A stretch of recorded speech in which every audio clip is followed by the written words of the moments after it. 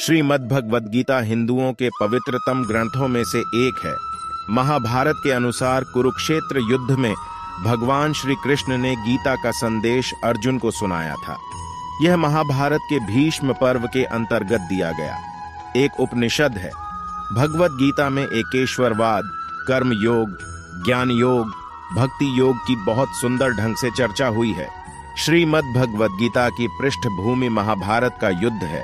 जिस प्रकार एक सामान्य मनुष्य अपने जीवन की समस्याओं में उलझकर किंकर्तव्य विमूढ़ हो जाता है और जीवन की समस्याओं से लड़ने डहाने की बजाय उससे भागने का मन बना लेता है, उसी प्रकार अर्जुन जो महाभारत के महानायक थे, अपने सामने आने वाली समस्याओं से भयभीत होकर जीवन और क्षत्रिय धर्म से निराश हो गए थे। अर्जुन की तरह ही हम सभी कभी कभी अनिश्चय की स्थिति में या तो हताश हो जाते हैं और या फिर अपनी समस्याओं से विचलित होकर भाग खड़े होते हैं। इसीलिए भगवान श्री कृष्ण ने जन सामान्य के लिए कर्तव्यनिष्ठ मार्ग को इंगित करने के लिए इस महाज्ञान को गीता के माध्यम से प्रस्तुत किया है। हम सभी 18 अध्याय आपके लिए संस्कृत श्लोकों के सरल हिंदी अनुवाद के साथ आपके लिए प्रकाशित कर रहे हैं ताकि आप इसे आसानी से पढ़ सके। श्रीमद् भगवद गीता को एक बहुत ही पवित्र ग्रंथ माना जाता है। इसके अध्ययन से पूर्व हम यह भी जान सकते हैं कि इसके बारे में हमारे महापुरुषों के क्या विचार हैं, वो श्रीमद् भगवद गीता के बारे में क्या सोचते हैं। महापुरुषों के श्रीमद् भगवद गीता के विषय में जानने योग्य विचार। गीता में हृदयम पार्थ, गीता में सारमुत्तमम, गीता में ज्ञानमत्युग्रम, गीता में ज्ञानमव्ययम, गीता में चौत्तमम स्थानम, गीता में परमम पदम, गीता में परमम गुह्यम, गीता में परमो गुरु। गीता मेरा हृदय है, गीता मेरा उत्तम सार है, गीता मेरा अति उग्र ज्ञान है, गीता मेरा अविनाशी ज्ञान है, गीता मेरा श्रेष्ठ निवास स्थान है, गीता मेरा परम पद है, गीता मेरा परम रहस्य है, गीता मेरा परम गुरु है। भगवान श्री कृष्ण गीता सुगीता कर्तव्य किमन्यय शास्त्र विस्तरय या स्वयं पद्मनाभस्य मुख पद्माद्विनिहसृता। जो अपने आप श्री विष्णु भगवान के मुख कमल से निकली हुई है, वह गीता अच्छी तरह कंठस्थ करना चाहिए। अन्य शास्त्रों के विस्तार से क्या लाभ। महर्षि व्यास गेयं गीता नाम सहस्रम ध्येयं श्रीपति रूपम जस्रम नेयम सज्जन संगे चित्तम देयं दीन जनाय च वित्तम। गाने योग्य गीता तो श्री गीता का और श्री विष्णु सहस्रनाम का गान है। धरने योग्य तो श्री विष्णु भगवान का ध्यान है। चित्त तो सज्जनों के संग पिरोने योग्य है और वित्त तो दीन दुखियों को देने योग्य है। श्रीमद् आद्य शंकराचार्य। गीता में वेदों के तीनों कांड स्पष्ट किए गए हैं, अतः वह मूर्तिमान वेद रूप हैं और उदारता में तो वह वेद से भी अधिक है। अगर कोई दूसरों को गीता ग्रंथ देता है तो जानो कि उसने लोगों के लिए मोक्ष सुख का सदा व्रत खोला है। गीता रूपी माता से मनुष्य रूपी बच्चे वियुक्त होकर भटक रहे हैं, अतः उनका मिलन कराना यह तो सर्व सज्जनों का मुख्य धर्म है। संत ज्ञानेश्वर श्रीमद् भगवद गीता उपनिषद रूपी बगीचों में से चुने हुए आध्यात्मिक सत्य रूपी पुष्पों से गूंथा हुआ पुष्प गुच्छ है। स्वामी विवेकानंद इस अद्भुत ग्रंथ के 18 छोटे अध्यायों में इतना सारा सत्य, इतना सारा ज्ञान और इतने सारे उच्च, गंभीर और सात्विक विचार भरे हुए हैं कि वे मनुष्य को निम्न से निम्न दशा में से उठाकर देवता के स्थान पर बिठाने की शक्ति रखते हैं। वे पुरुष तथा स्त्रियां बहुत भाग्यशाली हैं जिनको इस संसार के अंधकार से भरे हुए संकरे मार्गों में प्रकाश देने वाला यह छोटा सा लेकिन अखूट तेल से भरा हुआ धर्म प्रदीप प्राप्त हुआ है। महामना मालवीय जी। एक बार मैंने अपना अंतिम समय नजदीक आया हुआ महसूस किया। तब गीता मेरे लिए अत्यंत आश्वासन रूप बनी थी। मैं जब जब बहुत भारी मुसीबतों से घिर जाता हूँ, तब तब मैं गीता माता के पास दौड़कर पहुंच जाता हूँ और गीता माता में से मुझे समाधान न मिला हो, ऐसा कभी नहीं हुआ है। महात्मा गांधी। जीवन के सर्वांगीण विकास के लिए गीता ग्रंथ अद्भुत है। विश्व की 578 भाषाओं में गीता का अनुवाद हो चुका है। हर भाषा में कई चिंतकों, विद्वानों और भक्तों ने मीमांसाएं की हैं और अभी भी हो रही हैं, होती रहेंगी, क्योंकि इस ग्रंथ में सब देशों, जातियों, पंथों के तमाम मनुष्यों के कल्याण की अलौकिक सामग्री अवगाहन करना चाहिए। भोग, मोक्ष, निर्लेपता, निर्भयता आदि तमाम दिव्य गुणों का विकास करने वाला यह गीता ग्रंथ विश्व में अद्वितीय है। पूज्यपाद स्वामी श्री लीला शाह जी महाराज, प्राचीन युग की सर्व रमणीय वस्तुओं में गीता से श्रेष्ठ कोई वस्तु नहीं है। गीता में ऐसा उत्तम और सर्वव्यापी ज्ञान है कि उसके रचयिता देवता को असंख्य वर्ष हो गए, फिर भी ऐसा दूसरा एक भी ग्रंथ नहीं लिखा गया है। अमेरिकन महात्मा थॉरो के शिष्य, अमेरिका के सुप्रसिद्ध साहित्यकार एमर्सन को भी गीता के लिए अद्भुत आदर था। सर्वभूतेषु छात्मानम सर्वभूतानि छात्मणि, यह श्लोक पढ़ते समय वह नाच उठता था। बाइबल का मैंने यथार्थ अभ्यास किया है।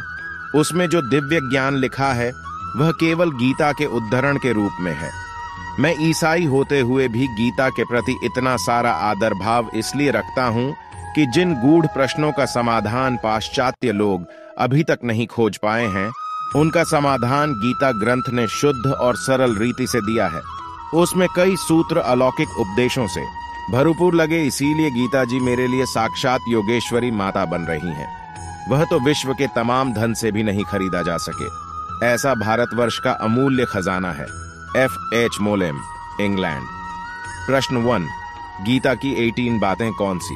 उत्तर, श्रीमद् भगवत गीता में भगवान श्री कृष्ण ने अर्जुन को उपदेश दिया था, जिसमें साधारण मनुष्य के जीवन से जुड़ी 18 ज्ञान की बातें बताई गई हैं, जिनसे मनुष्य क्रोध, ईर्ष्या, काम वासना, लालच इत्यादि बुराइयों से मुक्ति पा सकता है, अगर वह इन बातों को अपने जीवन में लागू करता है।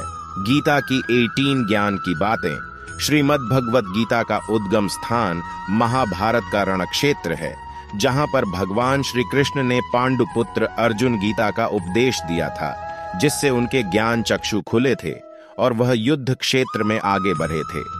इसी प्रकार आज के मनुष्य के लिए भी ये उपदेश अमृत समान है।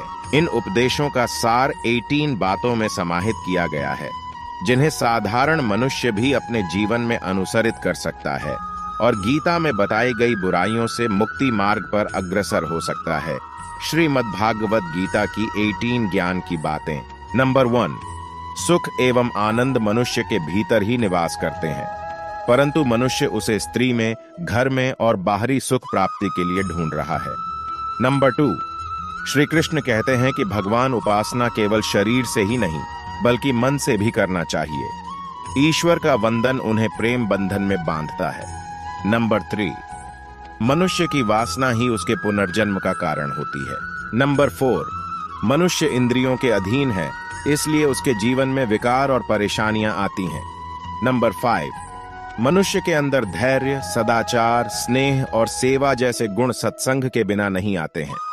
नंबर 6, श्री कृष्ण कहते हैं, जिस प्रकार शरीर से वस्त्र मैल होने पर बदलते हैं, ठीक उसी प्रकार मन में यानी हृदय में मैले होने से उसे निकाल देना चाहिए। नंबर 7, जवानी में जिसने ज्यादा पाप किए हैं उसे बुढ़ापे में नींद नहीं आती है, उसे वह पश्चाताप में बिताते हैं।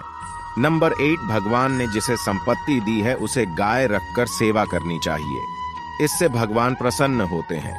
नंबर 9, जुआ, मदिरापान, परस्त्री गमन, अनैतिक संबंध, हिंसा, असत्य, मद, आसक्ति और निर्दयता, इन सब में कलयुग का वास है, इसलिए इसका और एक नाम है घोर कलयुग। नंबर 10, अधिकारी शिष्य को यानी जो ज्ञान प्राप्त करने में परिश्रम करते हैं उसे सद्गुरु, अच्छा गुरु अवश्य मिलता है। नंबर 11, भगवान श्री कृष्ण कहते हैं कि मनुष्य को अपने हृदय को बार बार समझने की कोशिश करनी चाहिए, ईश्वर के सिवाय उसका कोई नहीं है। साथ ही यह विचार करना चाहिए कि उसका कोई नहीं है इस ब्रह्मांड में भी जो उसका साथ देगा। नंबर 12, भोग में क्षणिक, क्षण भर के लिए सुख प्राप्त होता है, साथ ही त्याग में स्थायी आनंद है। नंबर 13, श्री कृष्ण कहते हैं कि सत्संग ईश्वर की कृपा से मिलता है, परंतु कुसंगति में पड़ना मनुष्य के अपने ही विचारों के कारण होता है। नंबर 14, लोभ और मोह माया, किसी से अधिक लगाव, पाप के माता पिता कहे जाते हैं, साथ ही लोभ पाप का बाप ही है। नंबर 15, श्री कृष्ण कहते हैं कि स्त्री का धर्म है कि रोज तुलसी और पार्वती का पूजन करें, इससे उनकी सुख समृद्धि हमेशा बने रहते हैं। नंबर 16, मनुष्य को अपने मन और बुद्धि पर हमेशा विश्वास नहीं करना चाहिए, क्योंकि ये बार बार मनुष्य को दगा देते हैं। खुद को निर्दोष मानना बहुत बड़ा गुनाह साबित होता है। नंबर 17, पति पत्नी पवित्र रिश्ता बनाए रखने से भगवान पुत्र के रूप में उनके घर आने की इच्छा रखते हैं। नंबर 18, भगवान इन सभी कसौटियों पर कसकर जांच परख कर ही मनुष्य को अपनाते हैं, इसलिए मन में गलत विचार नहीं रखना चाहिए। सदैव आप किसी के साथ प्रेम भाव से रहना चाहिए। प्रश्न 2, भगवत गीता में क्या लिखा है? उत्तर, भगवत गीता में लिखा है, क्रोध से भ्रम पैदा होता है, भ्रम से बुद्धि व्यग्र होती है। जब बुद्धि व्यग्र होती है तब तर्क नष्ट हो जाता है, और जब तर्क मरता है तो मनुष्य का विवेक नष्ट हो जाता है, और जब विवेक नष्ट हो जाता है तब उसका पतन शुरू हो जाता है। इसी आधार पर कई ज्ञान और बुद्धि को खोलने वाली बातें लिखी हैं।